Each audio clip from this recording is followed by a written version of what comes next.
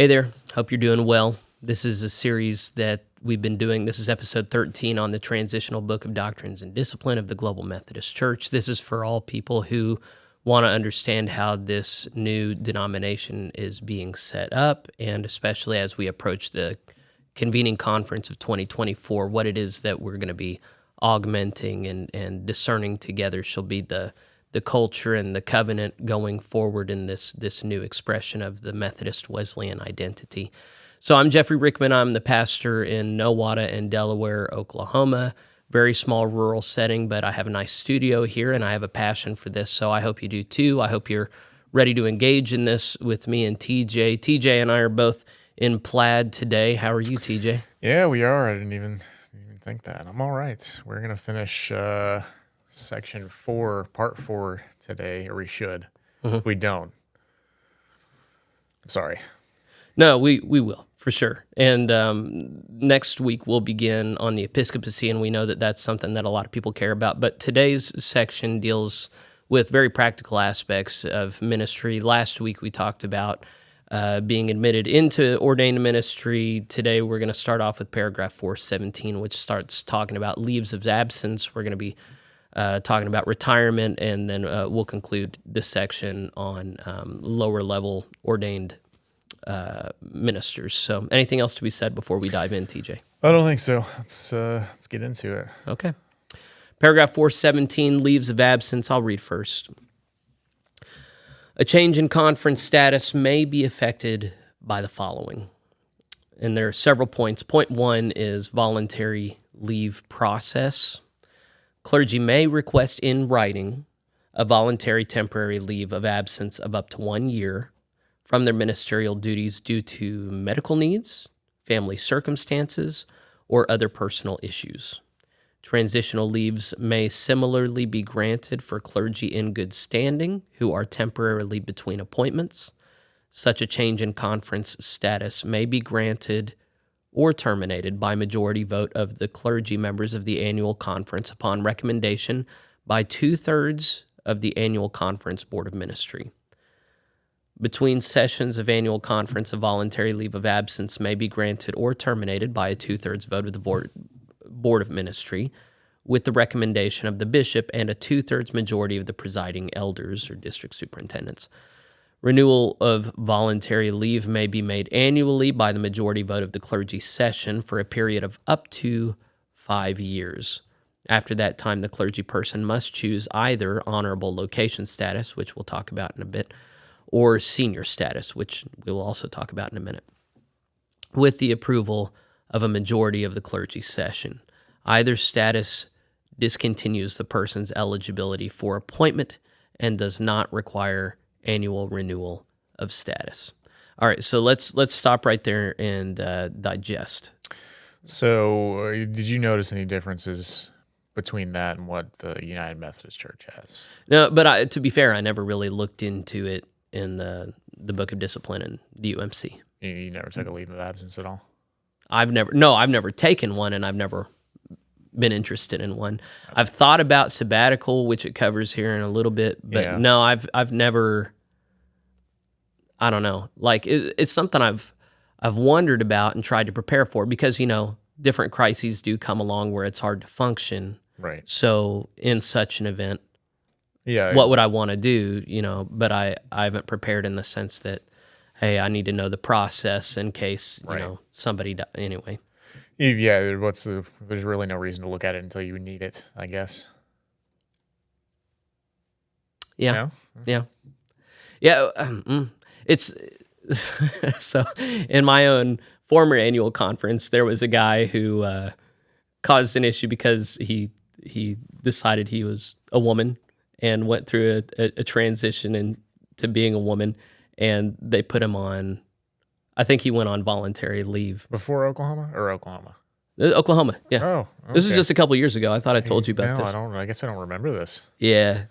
So anyway, it was almost a thing because he was still considered clergy, but he was not appointed anywhere because he was on leave. So it just wasn't super scandalous, I mean, it's still unfortunate. But that's not really what this is designed for. No. It says medical needs, family circumstances, other personal issues. I guess changing your sex could be that's, Well, yeah, depending on how far he wants to go, I guess it does involve medical issues. Yeah. Well, it will create medical issues at some point, but that's a whole other thing. Yeah, I mean that seems pretty straightforward to me. The whole paragraph. You want to leave of absence. I kind of like how it has to be renewed every single year. Like, okay, you get 5 years. If there's still something going on after 5 years, then you need to go into senior status or whatever the other one was, honorable location status. So I mean that makes sense. You can't just indefinitely be on leave. So you gotta. Here's the reason I need to be on leave. You guys have to vote for it, approve it, and if it goes past that, then we're looking at something else. So, and I feel like there just needs to be a tiny little sermon here. There are a lot of people that get defensive about this, like who are they to say whether or not I have a valid excuse for needing time off of ministry? But if you don't want to be scrutinized, you shouldn't really be a Methodist, because the whole thing is we watch over one another in love, and that's part of it.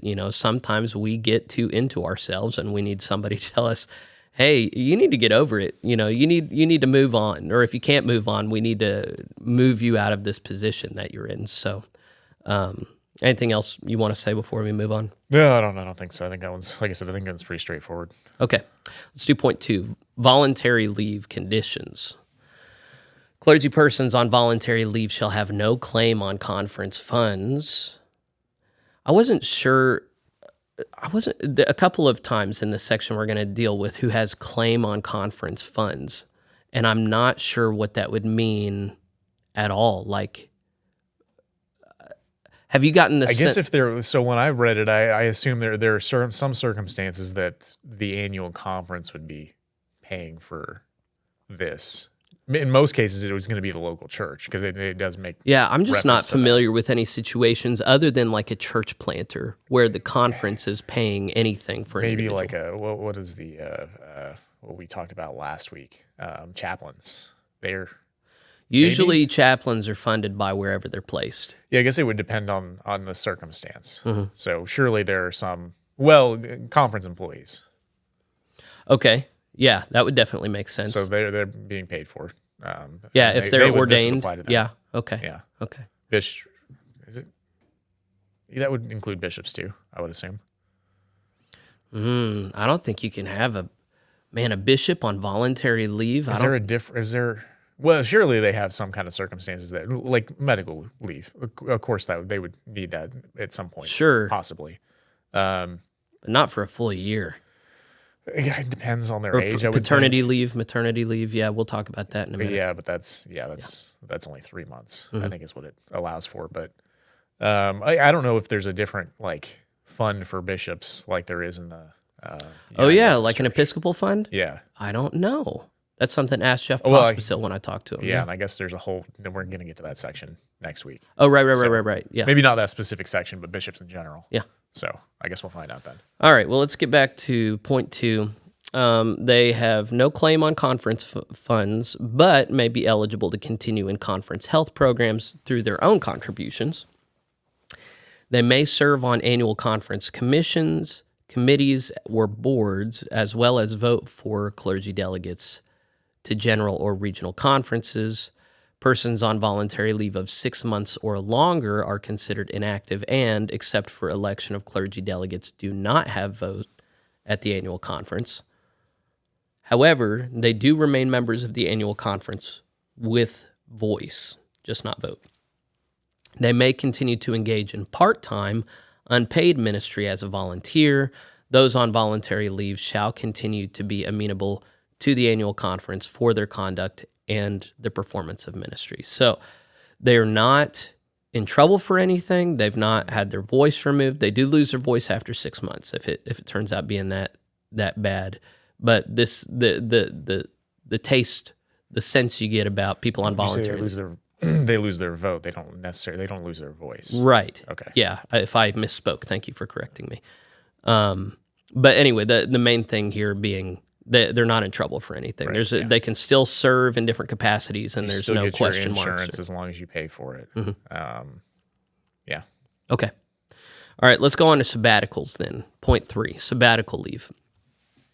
Clergy who have been serving in a full-time appointment for 6 consecutive years may be granted sabbatical leave for a program of study, travel, or renewal. Sabbatical leaves of 3 months or less may be granted by the Pastor-Parish Relations Committee with the approval of the presiding elder. A longer sabbatical leave of up to 1 year must be approved by the conference's Board of Ministry. Compensation for the clergy during a sabbatical of 3 months or less shall be continued by the local church. Longer sabbaticals shall be the responsibility of the individuals involved, though the support of the congregation and others is encouraged. So there's an expectation that local churches afford this to clergy.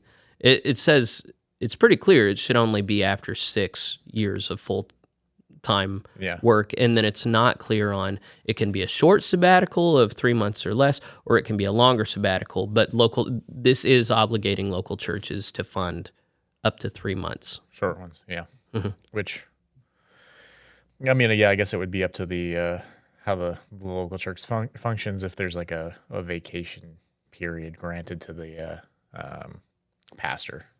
Like, I don't think when we've covered the local church and we've covered ordained clergy, I don't think there's been any expectations set for minimum number of vacation days. Yeah, I don't think it said that at all, has it? No. And generally in each annual conference, they set the minimum right. standards and then for stuff. I assume churches would do the same too. Like, well, so usually it's conference policies that are adopted every year at annual conference that they just expect, at least in the United Methodist Church, they expected local churches to adopt. So the annual conference would set a bar, but churches could go above that. Yes. Yeah. But no lower. Yeah. Right. Okay. Yeah, that makes sense. Okay. Anything else to say about sabbaticals? I don't think so.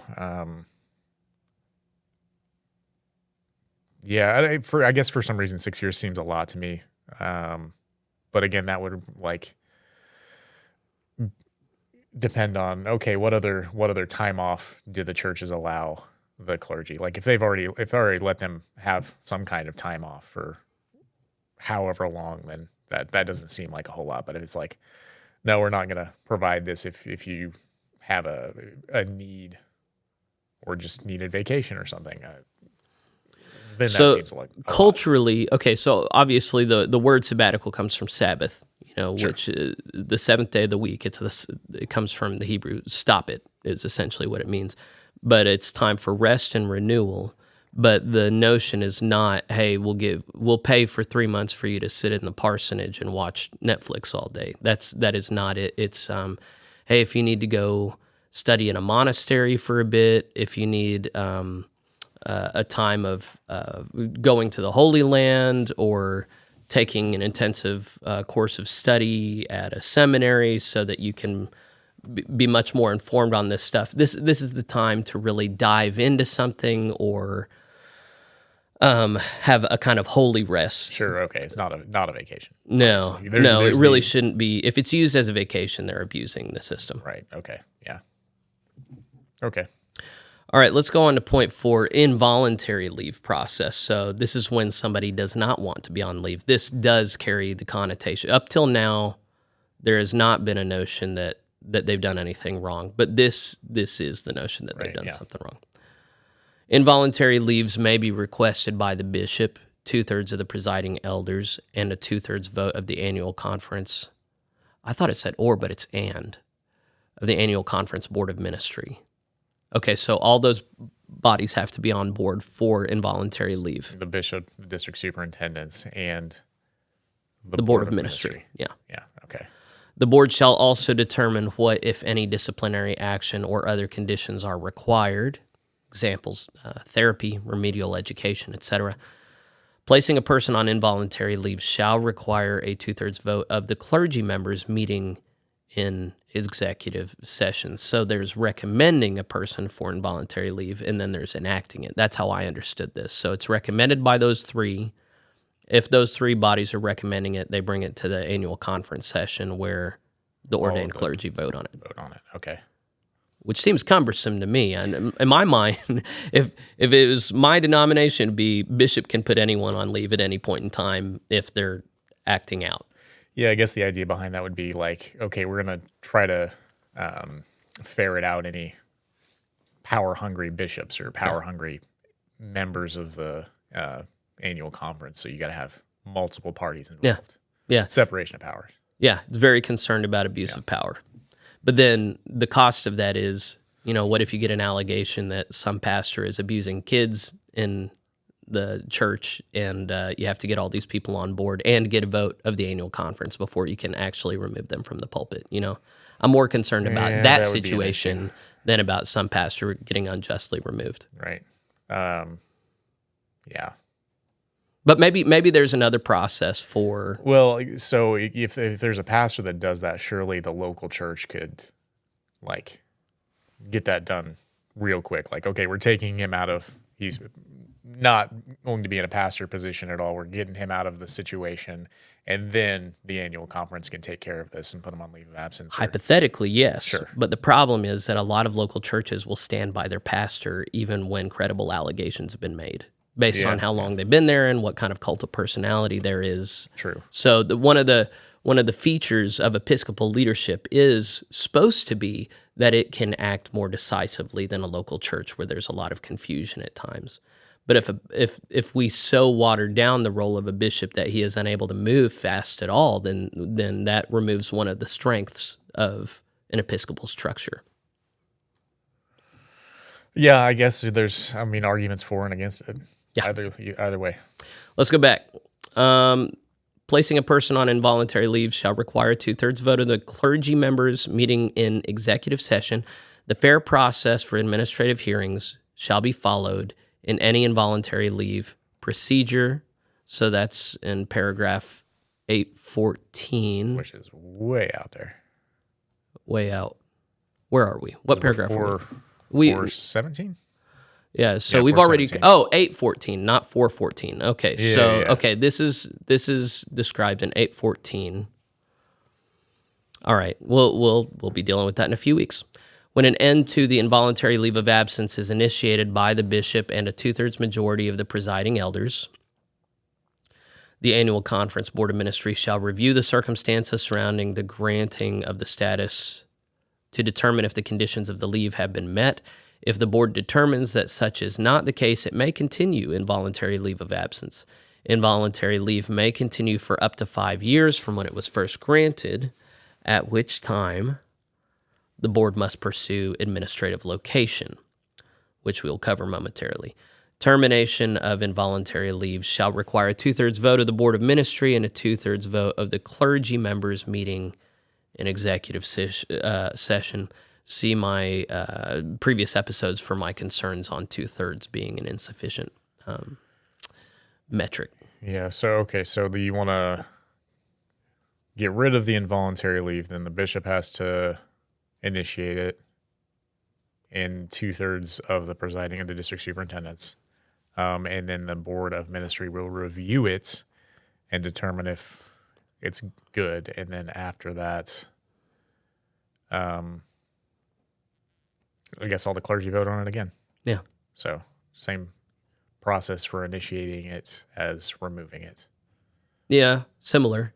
Well, except I don't think so. Wait, do clergy vote in executive session? Yes. Okay. So yeah, it does seem to be pretty. Yeah, a mirror. Yeah. Yeah. I think you're right to point it out that way. Okay. So and then, I'm thinking this doesn't directly connect to the complaint process. So this makes me think that this is a separate thing, which is like more basic. Like we just get the sense that this clergy is struggling. He wants to continue, but he's obviously needing some time to mourn, or he just needs some more classes on administration. This doesn't seem like. Well, yeah. So that may be requested by the bishop, the district superintendents, and the board of ministry. So it doesn't make any room for other clergy members complaining. Yeah. Okay, so maybe I misread this. It's not necessarily this person did anything wrong, but it's more like they just need a correction period. We need to put them on a program. We need to put somebody else in their pulpit for a little bit, or yeah. Okay, I think I've misread kind of the intention of this. Yeah, I guess did we haven't gone over a complaint process at all? No. Have we? Okay. No, and surely it's later on. I assume it's in the 800s. So why don't you? Well, no. Well, let's just move on for now. Point 5.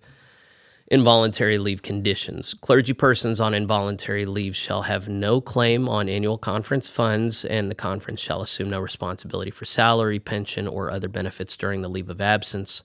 But the clergy person may be eligible to continue in conference health programs through their own contributions. Clergy on involuntary leave shall not participate in the commissions, committees, or boards of the district or annual conference. So that's one difference between involuntary and voluntary. I was half listening to that because I did jump ahead to Part 8, and that Part 8 is judicial administration, and 803 is complaints. Okay. So Yeah. There's a whole section for that specifically. Okay. I'm glad you looked at that. I was going to ask you, but then I knew it would distract you. Yeah, definitely distracted. So the part you were distracted from is in point 5. It says involuntary leave. You cannot be a part of conference commissions and committees. Okay, that makes sense. But when you're on voluntary leave, you can. Yeah. Okay. I don't see any issue with that. So they shall be in the inactive status with no voice or vote at annual conference. So that's another difference. Voluntary. You don't get, after a while, you don't get a vote.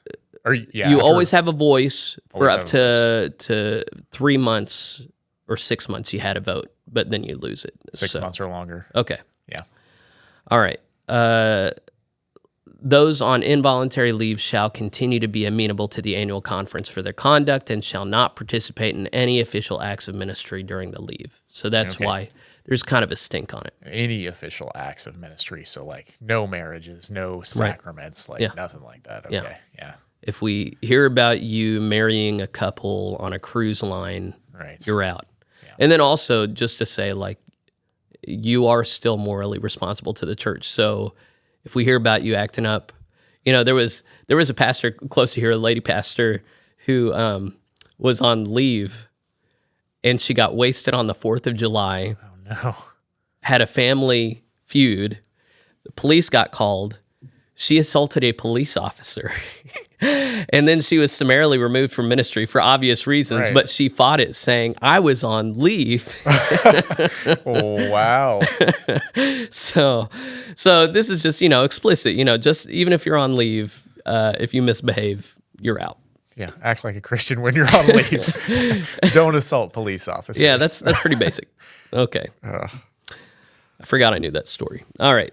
Point 6, maternity and paternity leave. Any clergy member, including both spouses and a clergy couple, may request maternity or paternity leave for up to 3 months at the birth or arrival of a child into the home for purposes of adoption or fostering. Such leave shall be granted by the pastor-parish relations committee in consultation with the presiding elder. That word shall is important there. During the leave, the clergy person's annual conference status will remain unchanged, and the health and benefit plans will remain in force. Compensation shall be provided by the salary-paying unit for no less than 2 months of leave, and the presiding elder shall provide for the pastoral needs of the congregation as appropriate. Okay, so that makes room for adoption, biological children being born, obviously. Yeah. You get 3 months. What else? Up to 3 months. Up to 3 months, only 2 of which is paid. Right. Compulsory paid. Yeah. The church can, of course, agree to pay more than that. Right. And then the district superintendent will take over in place of the pastor. Yeah, I don't know if that means we'll preach, but we'll take care of pastoral needs. So if there's a funeral needs being done or somebody needs pastoral counseling. Yeah, I guess that would be up to the church who they decide to. Right. They decide to. Well, the church and the district superintendent. If the district superintendent does want to preach, I'm sure the church is probably not going to say, no. I mean, they could. No, so what it seems pretty explicitly clear here. before the baby or a foster child comes, it's expected that the making church has preparations. already been meeting with the presiding elder. There's a plan in place. This is not something that you're just Surprised by. Yeah. Yeah. Well, there's guess a new what, child. guys? We gotta come up with a plan right now. No, Yeah. there should be a plan already in place. Everybody feels good about, and you just execute the plan. Right. Yeah. Okay. That one's pretty straightforward. I don't. It's also very clear. It doesn't matter if you're a father or a mother. Like once upon a time, the expectation was only that women got maternity leave. Yeah, this one says specifically maternity and paternity. Yeah. So Hypothetically, I've had 4 kids. I got a 5th on the way. Hypothetically, I could call our presiding elder and set up a meeting with the church and say, hey, I want 3 months, 2 months paid leave when baby number 5 comes. right. I'm not going to do that. The reason I'm not going to do that is because I find it much more stressful and disruptive to take a long time off and then come back in, because where a vacuum gets filled and then you have to displace whatever fills it. It's just so it's better in my mind just to keep going. But that's an option afforded all clergy. All right, point 7, honorable or administrative location. Persons who have been placed on honorable location with consent, so if they didn't consent, this doesn't apply apparently, or administrative location, that's without consent. Yeah. Okay, and then that references a judicial procedure, I guess. I'm not sure what JPP stands for. Do you know? I do not. Hold on. I can probably find out if you go ahead and read that. Yeah, I'll go ahead and read it. They are no longer members of the annual conference. They shall not have voice or vote at the annual conference unless specifically granted voice by the annual conference. Their membership shall be held in a local church of their choice with the written consent of the pastor in charge, and in the case of administrative location, the pastor-parish relations committee. Any ministerial service is limited to the church charge where they hold membership and must be only with the written consent of the pastor in charge. JPP stands for Judicial Practices and Procedures. That's paragraph 802 that talks about that. Okay. It's real short. I can read it if you want. No, let's have a cliffhanger. Keep people hungry, They'll be watching for when we get to the 800s. So I'm still a little, okay, so there's honorable location when people have agreed to be removed. Yeah, so that's after, you have to go on that after 6 years of voluntary leave, right? Yeah, I think I remember that. Yeah, so voluntary leave, if you're going on that for more than 6 years, they've got to put you on honorable location. And then, was there a time period for? Yeah, I think they come up with a program for you, and it's also 6 years for administrative location. So in both cases, they still allow for you to do limited ministry in the local church where you're located, but it has to be with written consent from the pastor there. So in neither event is it you've done something really bad and cannot be at all tied to us. It's you can be a member of a local church, you can even serve in a pastoral capacity, sort of, but we just can't have you in ordained leadership or ministry. So this is just someone who's unstable, very sick, very disabled in some way. Something crazy is going on. Yeah. It says they're no longer members of the annual conference. Yeah, so all ordained clergy are technically not members of the local church. They're members of the annual conference. So it's saying you can hold membership in a local church, but not in the conference anymore. Okay. Yeah, do you have any? Just something that got my mind going on this was if clergy are members of the conference and not of the local church, then technically it makes sense that they should be tithing to the annual conference and not the local church. Interesting. That's an argument that Chris Ritter and David Donnan had about financial models for funding annual conferences. That's how Assemblies of God funds their conferences, is through the tithes of their clergy. But that's not how the United Methodist Church did it. Interesting. I guess that's one way to do it. Uh-huh. Yeah. I never thought about that. Yeah. Maybe for a think piece later on down the line, but for now we need to move on. Well, I was going to ask you if there was anything like that in the United Methodist Church, similar to that. The honorable location or administrative location? I have heard of honorable location. I've never known what it meant. I'm assuming that there is a one-to-one correspondence here, but I could be wrong. Okay. Okay. All right. Would you read paragraph 418? I would. We're 418, senior status. Following this scriptural pattern, there is no retirement for clergy or laity from the work of God's kingdom. However, a clergy person serving in appointments may choose senior status within the annual conference with the approval of a majority of the board of ministry and a majority of the clergy session. There is no mandatory age for such status. Senior status releases clergy members from any obligation to accept an appointment to ministry from a bishop. Though clergy in senior status may voluntarily accept an appointment from a bishop to any ministry setting for which they qualify. Senior clergy, including the bishop emeriti, retain their active status and rights to both voice and vote at annual conference if they fulfill either of the following conditions. A, they are within 7 years of the effective date of their aligning with the Global Methodist Church or the end of their last appointment, whichever is later, provided that they notify the conference secretary at least 90 days prior to the annual conference session of their intention to participate as a voting member. Or B, they are under appointment by the bishop for at least 1/4 time, no notification necessary. Senior clergy not qualifying under the preceding sentence retain voice but not vote at the annual conference.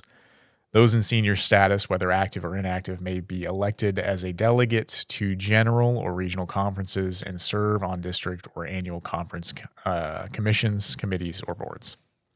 So I called Karen Nicholas, who's the chair of the TLC, to make sure I understood this correctly because I had never even thought of this. A lot of people don't know it's an issue. Old people who are not staying informed voting, they form voting blocks that are self-interested in nature. And they can be really destructive. So whether you're talking about on a governmental level or on a church level, there are a lot of people who did their time, but they don't feel the moral obligation to stay informed or understand why someone would take a position that isn't suiting old folks. And a lot of them feel very entitled to use the system that they built up for self-benefit. Even, I'll talk about Oklahoma. In Oklahoma, it just became financially unfeasible to support a number of the health benefits that they gave themselves, as a lot of them just didn't die, and the conference was bringing in less money. We couldn't support a lot of the stuff that they grew used to, and yet they fundamentally rejected. They didn't care that the money wasn't there, and so they mandated that they pay it anyway. So they're destroying the conference.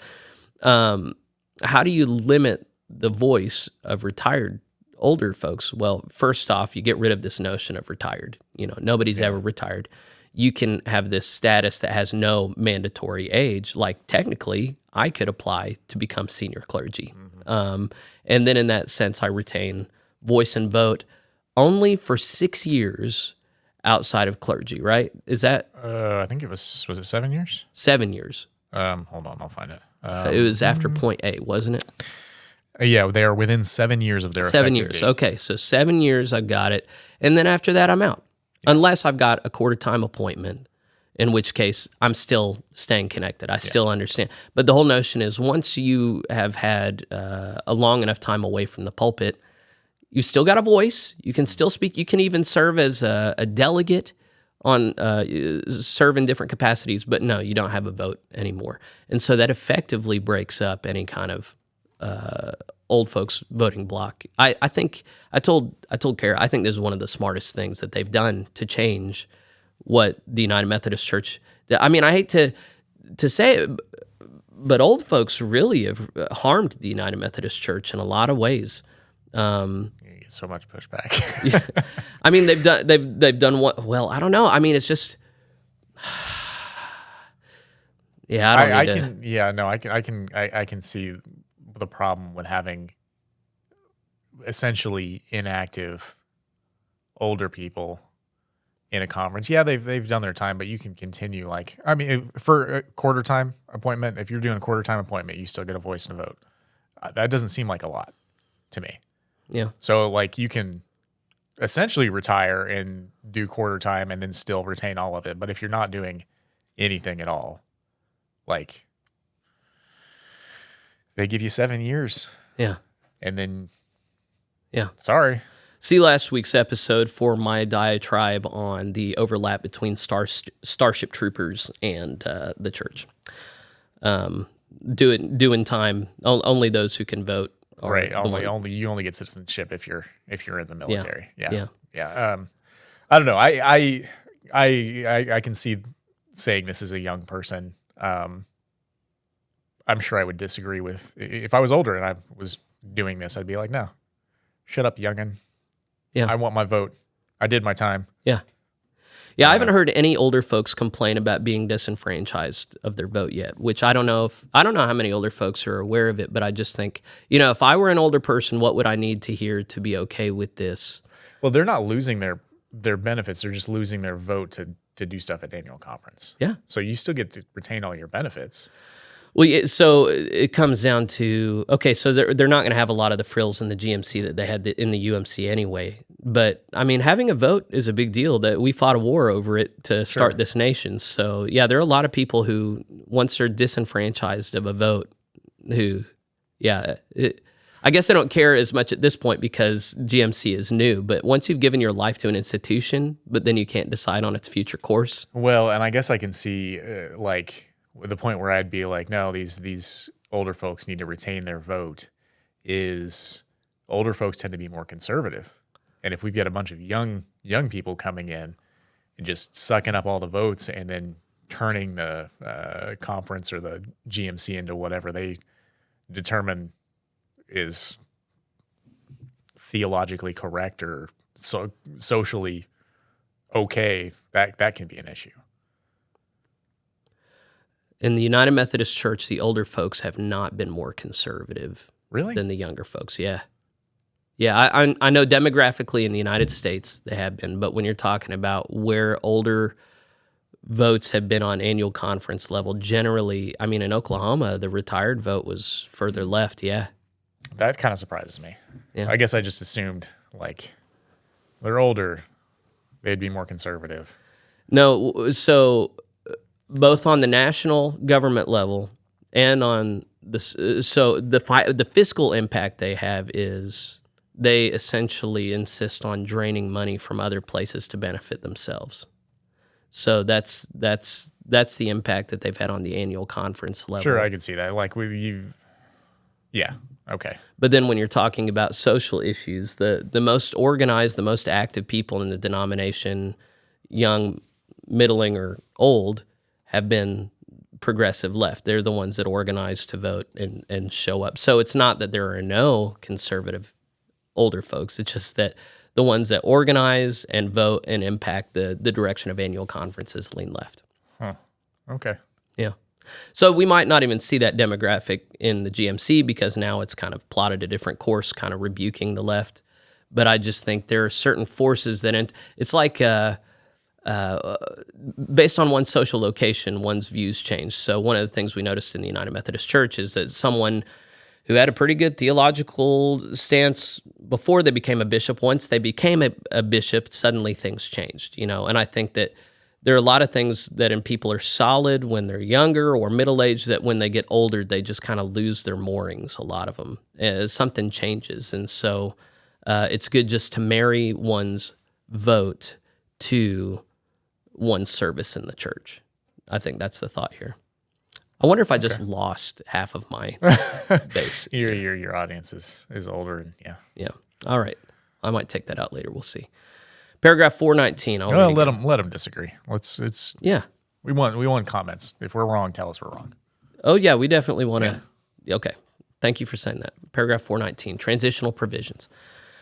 Point 1. Clergy who are current or former ordained. Hold on. Yeah, tell us we're wrong and tell us why we're wrong. Not just tell us we're wrong because I don't care. I want to know why. Anyways, go ahead. Yeah. Clergy who are current or former ordained members of the United Methodist Church may apply to the Transitional Leadership Council or a body that it designates to be received as clergy members of the GMC and to have their ordained status recognized. The application shall be accompanied by a copy of the applicant's ordination certificate and shall include an explicit affirmation of the doctrines and social witness set forth in the Transitional Book of Doctrines and Discipline, and an agreement to abide by its discipline. The applicant shall consent to a background check.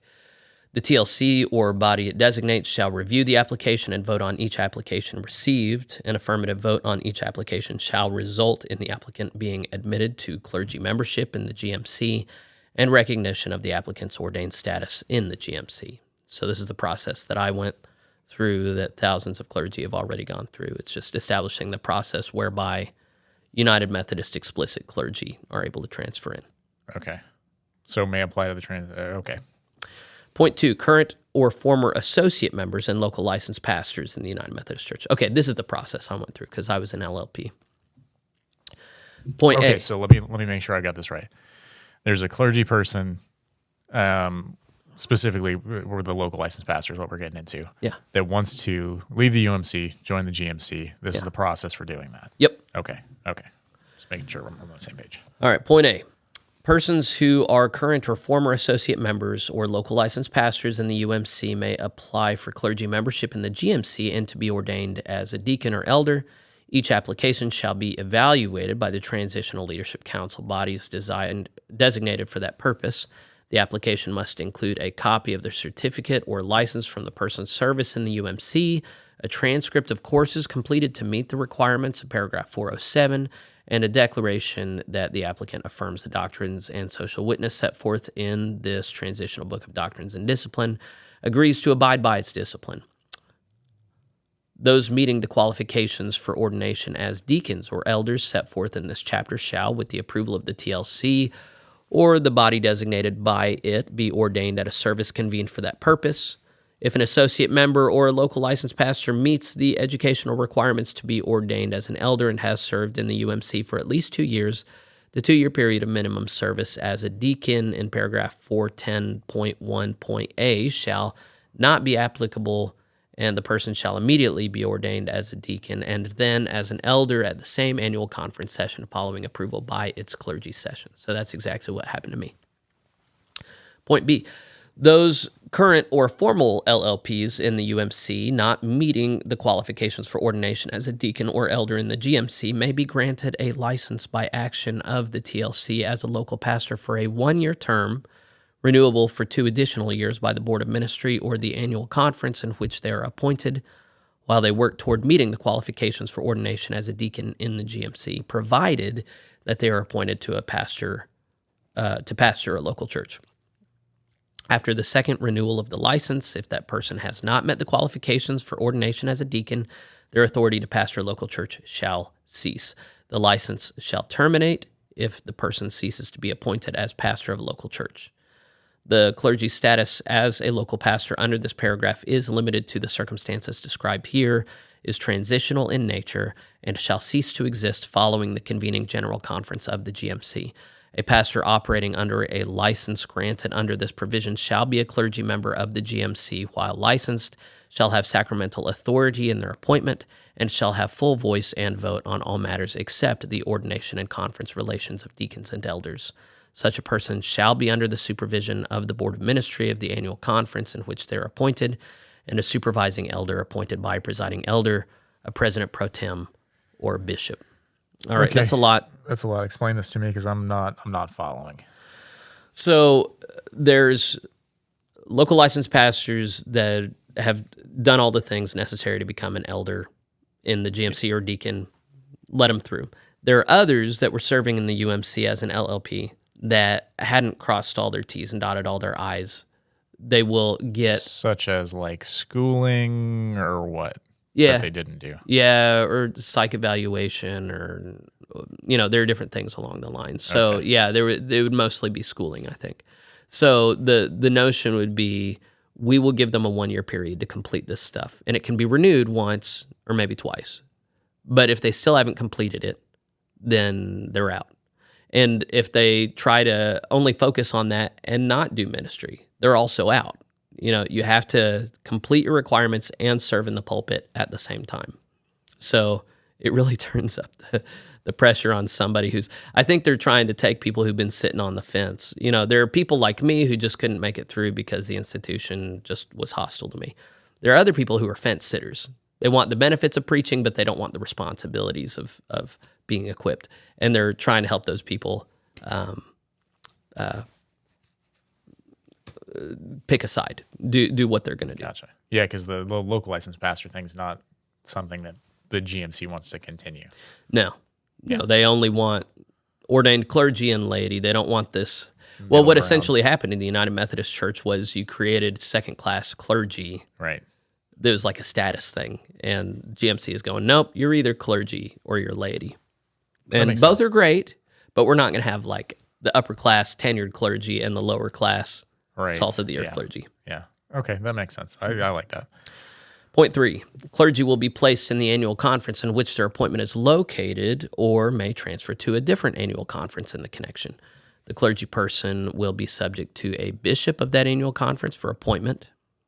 Prior to the convening general conference of the GMC, it is expected that the appointments of clergy serving congregations in which both transition into the Global Methodist Church will be retained, unless a change is needed because of illness, family situation, death, the election of senior status, clergy misconduct, or the financial exigencies of the congregation. So that's just saying if a church and their pastor both transfer to the GMC at the same time, then the bishop is not going to mess with them. They're not going to get moved anywhere until the convening conference. It's only after that point that there might be some reshuffling of the deck sometimes. Okay. And that shouldn't freak people out too much. The appointment process is going to be much more concerned with the wishes of a local congregation. So there's not going to be many situations in which a congregation is wanting to hold on to its pastor and the pastor is moved against their will. And that gets covered I think it gets covered in the next section with Episcopal leadership. All right, point 4. Persons in the candidacy process in the UMC who desire to affiliate with the GMC prior to its convening conference shall be received by the Annual Conference Board of Ministry or the TLC designated body handling candidates. The candidate shall comply with the provisions of paragraph 406, which we've covered, and their membership in a congregation in the UMC for at least 1 year shall satisfy the membership requirement of paragraph 406. The candidate shall request a copy of all candidacy files held by their former district or annual conference be forwarded to the body credentialing candidates. Man, I wonder if boards of ordained ministry and the UMC are going to at all honor that, or if they're just going to be like, y'all have to generate your own now. Yeah, I'm sure there's some of them that are going to be petty. Yeah. Candidates shall continue at the point in the process where they are in the UMC. Candidates will not need to repeat steps or requirements they have already completed. Candidates, well, again, if they can't substantiate that they've already done certain steps in the Board of Ordained Ministry, then it seems to me they are going to have to redo some of it just to say, okay, we can confirm that they did it. I guess we'll see. Candidates eligible to be ordained under the qualifications of this chapter may move toward ordination at the next annual conference session under the processes laid out in this chapter. So this was not dealing with local license. This is just people at the starting of the ordained ministry process, just candidates. That makes sense? So the local license so 2 was local license pastor, 4 is not. This is already ordained clergy or clergy that people that want to be. This is laity. This is laity that are candidates to become clergy. Okay. So it's saying they've already started in the UMC. They haven't gotten to any place where they're actually preaching or leading yet. So they don't have to be in the pulpit, but we're gonna take them where they are and lead them in that direction. Okay. Point 5. The Transitional Leadership Council or its designee may, in its sole discretion, grant exceptions to the requirements upon petition of a person seeking certification as a candidate or conference membership and ordination during the period preceding the convening general conference of the GMC. So I think that's just saying this will be the general structure, but we'll do what we want. Right, yeah. So so the Transitional Leadership Council, that's at the general conference level, or is that is there in each one at like an annual conference level? No, there's not a TLC of an annual conference. Okay, so it's at the top, very top. Yeah, just one of them. Yeah. Okay. It's a big group chaired by Karen Nicholas Oki from Oklahoma City. But yeah, they are essentially a group dictatorship, benevolent dictatorship. Gotcha. Okay. They're deciding what clergy gets in as of right now. Yeah. Okay. So if all of a sudden, like, I don't know, who's a big name pastor, if all of a sudden Life Church wanted to associate with the GMC, but what is it, Craig Rochelle? Is that the name? Rochelle, yeah. And he didn't satisfy the requirements, but we want all those churches, then the TLC could be like, forget about the requirements. Rochelle's in. He's ordained. Let him in. To be fair, he wasn't ordained before. In the UMC? Yeah. I think he was. I know he was was in ministry. I know he came out of the UMC. Was he fully ordained? Oh, maybe. I know he was a Methodist, and I just assumed that he was a United Methodist.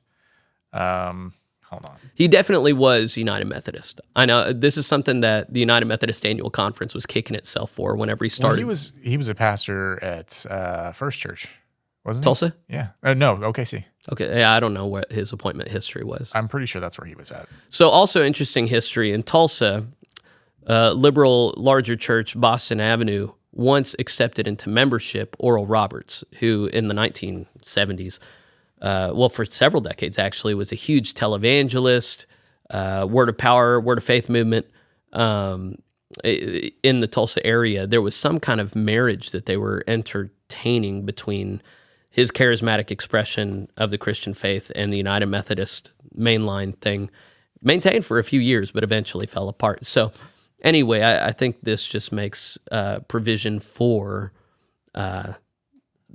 such an arrangement to be made where we can kind of accommodate someone to come in and have fewer hurdles than the average bear. I don't know what you're saying because I was half paying attention.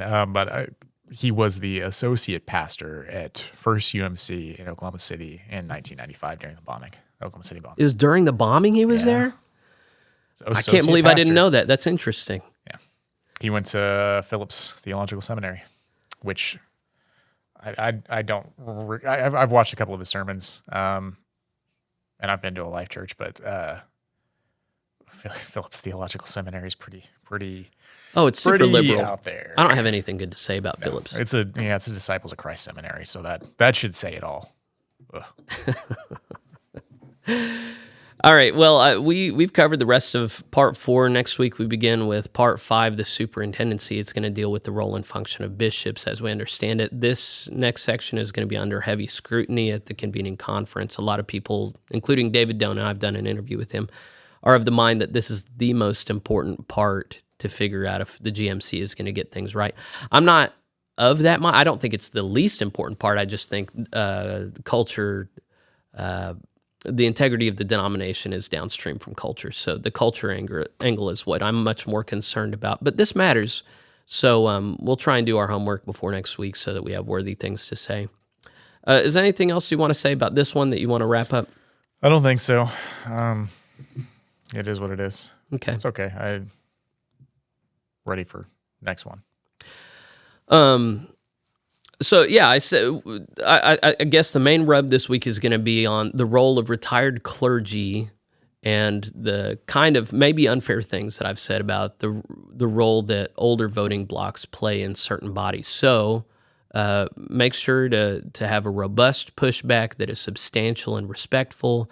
If I've said anything that's disrespectful or dishonest, I'll correct. Well, I haven't said anything I don't mean, but if I've said something wrong-headed, I'll apologize. But at least at this point, I'm thinking that this is one of the cultural changes in the GMC that needs to happen if it's not going to descend into institutional malaise that the United Methodist Church is in. And that's not to say that all old people are full of malaise. I'm just making generalizations, and I think there's a point. There's a purpose to that. So, all right. Any other way you want to wrap things up? Nope. If you're going to give us pushback, give us a reason. Okay. And you address most of the comments. So. Yeah. All right. Well, listen, we appreciate you tuning in. This stuff matters, and feel free to share it if you think it's worthy. And we'll see you next week. Take care.